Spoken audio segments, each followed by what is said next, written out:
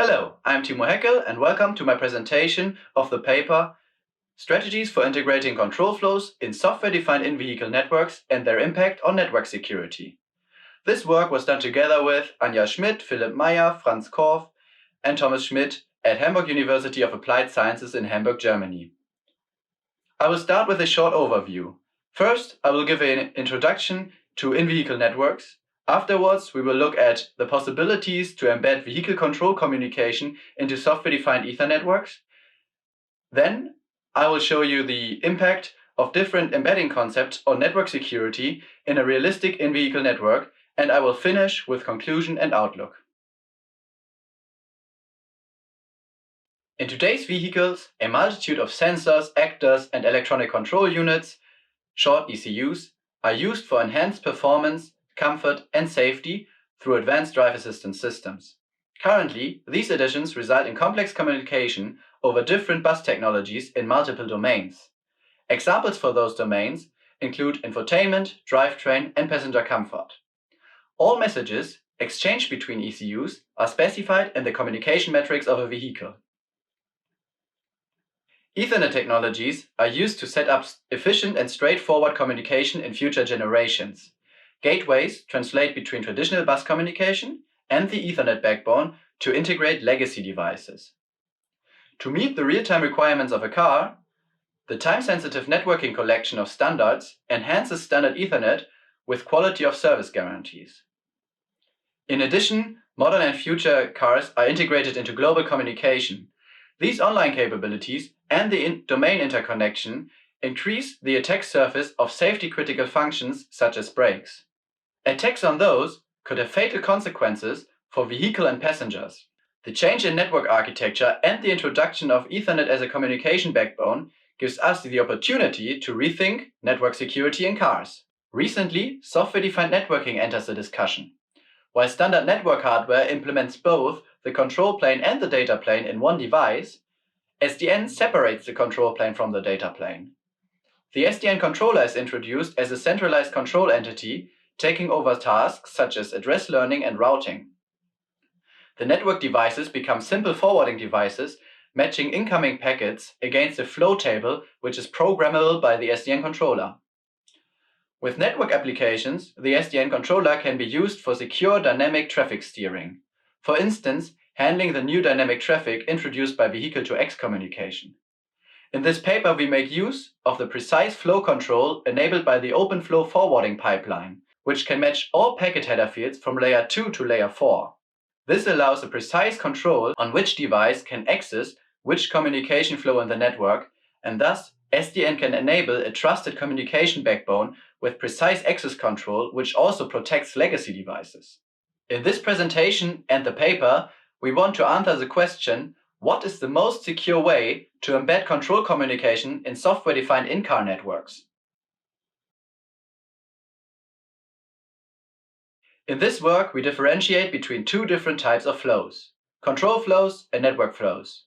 Control flows describe the logical communication relations which are specified in the communication metrics of a vehicle. Each control flow is a sequence of messages with the same identifier in the communication metrics. A control flow also has a domain which is decided based on the sending ECU and a priority. Control flows are sent from a single origin to one or multiple receivers. On the other hand, network flows describe the physical communication flows matched in the network. Each network flow is a sequence of packets identified based on packet header fields from layer 2 to layer 4. The packets are forwarded from a particular source to a particular destination in the network. With multicast, multiple destinations can be reached. In this work, we will especially look at the embedding of CAN control flows into Ethernet network flows inside the gateways. The control flow context of a CAN message consists of a unique vehicle-wide identifier, which is also used as the priority on the CAN bus. It has a domain which is decided based on the bus domain of the sender. A CAN message has one or multiple receivers that might be connected to different domains. We compare two strategies to embed the control flow context from the communication metrics into Ethernet packets. We call the first embedding strategy hidden embedding, because it uses an application layer protocol to embed important context information, which is thus not visible to the network. This approach is common in the automotive industry. For example, AutoSAR specifies using the full sum IP header for embedding CAN control messages. In our example, the control flow ID is embedded in the message ID field of the sum IP header. We encode the control flow domain in a multicast IP address. The priority of the control flow is encoded in the DSCP field of the IP header, which can be translated to layer 2 quality of service. The Ethernet header is auto-generated by the stack. The red box indicates the header information that can be matched in our network, which shows that the control flow identifier cannot be used for the forwarding decision with hidden embeddings. The second approach is called fully exposed embedding, because all context information about the transported control flow is embedded in packet header fields that can be matched in the network. We use the full Ethernet header in this example. The control flow ID is encoded in a multicast MAC address. The priority is embedded in the PCP of the VLAN tag for quality of service. A domain identifier is used as a virtual LAN ID. For the exposed embedding, all control flow context can be used for the forwarding decision in the network. Depending on the visibility of control flow information, the network can separate in-vehicle control flows. We compare 3 separation concepts. Separation by message uses the exposed embedding, separation by domain, and separation by topic use hidden embeddings. The goal of separation by message is to achieve the most exact identification of control flows possible in the network. Separation by domain transfers the existing bus domains onto the Ethernet backbone, while separation by topic groups flows that have the same sender and same receivers anyway to achieve a more precise separation than with the original bus domains while still using the hidden embedding. We achieve this by embedding information inside the packet header. Noteworthy is here that we embed a custom topic identifier for separation by topic instead of the domain identifier from the communication matrix. With the embedded information, separation by message generates one network flow per control flow, separation by domain, one network flow per domain and sender, and separation by topic, one network flow per topic and sender. For our evaluation, we use the prototype vehicle of the ZECVI project. This is a real production car we use for security research. Its in-vehicle network was originally implemented in a CAN domain architecture with a central gateway forwarding messages across domain boundaries. We have access to all CAN buses from the trunk of the vehicle, where we installed our software-defined Ethernet backbone. With the ZECVI project, we also have a demo here at the Vehicular Networking Conference 2020 presenting our security architecture for future cars. The picture shows the network topology of our prototype vehicle. Our Ethernet backbone implements the modern zone topology, which is already in discussion for future in-vehicle networks. This topology introduces zone controllers that act as gateways to integrate legacy devices into the Ethernet backbone. Each CAN ECU of our vehicle is connected to one zone controller based on its physical location in the vehicle, for example, front left. A high-performance computer is used for all infotainment functions and acts as a gateway as well. For the Ethernet network, we generate 3 sets of forwarding rules, one per separation concept. Those are statically installed in 2 OpenFlow capable switches. Now we look at the generated network flows for the 3 configurations for the backbone from the control flows specified in the communication matrix of our vehicle. Our analysis focuses on the CAN control flows that are transported over the backbone. We do not consider those CAN messages exchanged in the same zone or bus. In total, there are 242 control flows on the backbone. This table shows the number of generated network flows for the separation concepts. The numbers in braces indicate how many of those network flows carry multiple control flows. We also show the minimum, average, and maximum number of control flows per network flow.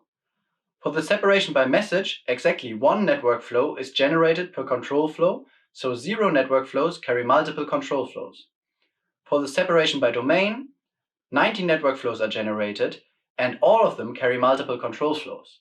A minimum of 5 control flows are transported with each network flow with separation by domain. And there is at least 1 network flow transporting 37 control flows that cannot be differentiated by the network. For separation by topic, 102 network flows are generated.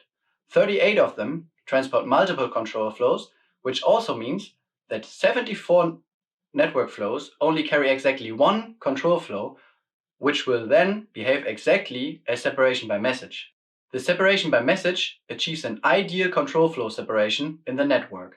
The destinations of the network flows that carry multiple control flows are the joint destinations of the transported control flows. The graph shows the number of destinations reached by a share of network flows for the three separation concepts. With separation by message, all network flows carry exactly one control flow, and all network flows reach only the destinations that need to receive them. Therefore, we use it as a benchmark. For separation by domain, no network flow reaches less than 3 destinations, and over 70% of all network flows reach all 4 possible destinations. This is expected though, as most vehicle domains are present in every zone. Separation by topic comes close to the benchmark. This shows that more fine-grained topics reduce the cross-communication in the network. Let's take a look at the impact of the separation concepts on a critical vehicle control flow, the acceleration request.